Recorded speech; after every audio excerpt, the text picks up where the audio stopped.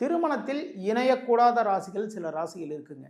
இதில் சிம்ம ராசியும் கடகராசியும் வந்து திருமணத்தில் இணையக்கூடாத ராசிகளாக வந்து வருது. அப்போது சிம்மத்துக்கு வந்து கடகராசி 12வது ராசியாக வந்துடும். கடகத்திற்கு வந்து சிம்ம ராசி 2வது ராசியாக வந்துடுங்க. இது வந்து என்ன சொல்லுவாங்க அப்படின்னா துவி துவாதசம்னு சொல்லுவாங்க. அப்போது இந்த 2 ராசிக்காரங்கள் வந்து மேரேஜ் பண்ணிட்டாங்கன்னு வச்சுக்கோங்களேன். கடகராசிக்காரங்களுக்கு வந்து சிம்ம ராசிக்காரங்களால் வந்து வருமானம் வந்துக்கிட்டே இருக்கும். அவங்களுக்கு நினைக்கிற நேரத்தில் செலவு பண்ணுறதுக்கு வந்து எல்லா விஷயமும் இவங்க கொடுத்துட்ருப்பாங்க. ஆனால் சிம்ம ராசிக்காரங்களுக்கு வந்து கடகராசிக்காரங்கிட்டேருந்து வந்து எதுவுமே வரவே வராது.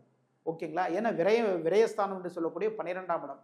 அப்போது அந்த 12ஆம் இடத்துல தான் பார்த்தீங்கன்னா அந்த ஜாதகத்தை வந்து நம்ம சேர்த்து வச்சோன்னு வச்சுக்கோங்களேன், இந்த ராசிக்காரங்களை சேர்த்து வச்சோன்னு வச்சுக்கோங்களேன், என்ன நடக்கும் அப்படின்னா வீட்டில் வந்து காசு தங்கவே தங்காது. இவங்க என்ன பண்ணுவாங்க அப்படின்னா சிம்ம ராசிக்காரங்க நல்ல ஒரு அதாவது ஏர்னிங் பர்சனாக இருப்பாங்க. கடகராசிக்காரங்க எப்படி இருப்பாங்க அப்படின்னா அந்த வர்ற அமௌண்ட் எல்லாத்தையும் வந்து நல்ல ஒரு அழகாக செலவு பண்ணுறதுக்கான வழிகள் எல்லாமே ரெடி பண்ணி வச்சுருப்பாங்க.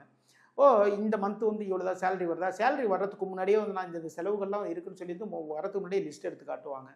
சில பேர் வந்து நீங்கள் நினைக்கலாம், என்னுடைய நகைகள் எல்லாமே சேல்ஸ் பண்ணிட்டாங்க, எனக்காக வந்து ஒரு சொத்துலாம் இருந்தது, அதையுமே சேல்ஸ் பண்ணி எல்லாமே வந்து பிஸ்னஸில் போட்டேன்னு சொன்னாங்க. கடைசியில் பார்த்தீங்கன்னா அந்த பிஸ்னஸும் வந்து ஒன்றும் இல்லாமல் ஆகிட்டு இப்படி சொல்கிறாங்க இல்லைங்களா.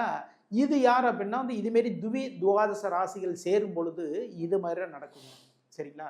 ஒரு குடும்பம்னு வரும் பொழுது அதுக்குள்ளேருந்து எப்படி இருக்கும் அப்படின்னா ஒருத்தருடைய வருமானம் வந்துன்னு வச்சுக்கோங்களேன், இன்னொருத்தவங்க வீட்டிலே இருக்காங்க அப்படின்னா அப்போ என்ன பண்ணோம் அப்படின்னா இருக்கிற காசு அதை வர்ற வருமானத்துக்குள்ளே நம்முடைய குடும்பத்தை வந்து ரொம்ப அழகாக வந்து கொண்டு போகணும். ஓகேங்களா? அந்த திறமை வந்து அவங்களுக்கு இருக்கணும். அப்போது அந்த திறமையும் இருக்காது, தேவையில்லாத வீண் செலவும் பண்ணிடுவாங்க.